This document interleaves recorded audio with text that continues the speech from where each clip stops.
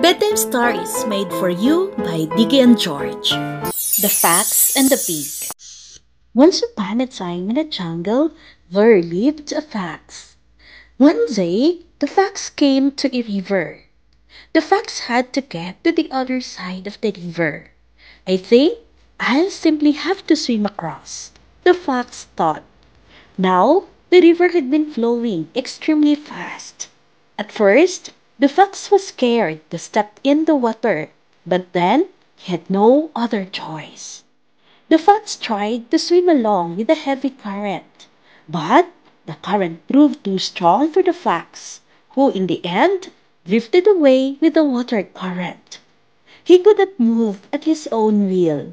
He went along, bumping here and there, tumbling and hitting the rocks and pieces of wood.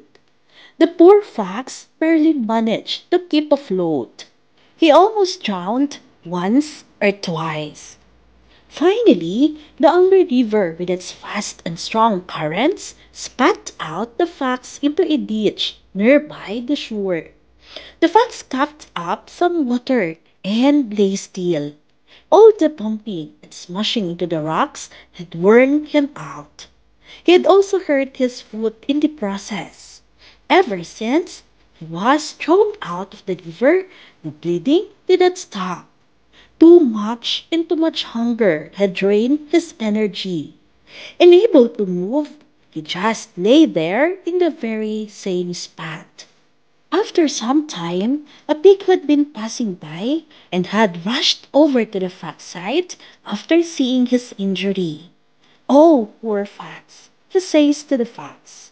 "You must be in a tremendous pain." The fox replies, "Yes, it hurts a lot. I am hungry as well." "I can help you," the pig says, after seeing the flies swarming around the fox's open wound. "How so?" asked the injured fox, desperate for help. "I can chase these flies away," the pig suggested. "They are sucking your blood. It must be painful for you. If I do that, your pain will reduce considerably." The fox refuses. "Why are you refusing? It will only help you in the end," the pig says. "But it would not only make it more painful for me," the fox tells the pig. Upon seeing the confused look on the pig's face, he explains further. "You see, these flies are already full with blood. These flies aren't hurting me much. But after you drive this away, new flies will come. And the ones that will take their place will drink more of my blood, which will be worse for me. Thank you for offering help. You are too kind. But I am fine the way I am." Hearing this, the pig went away, thinking of what the fox had said.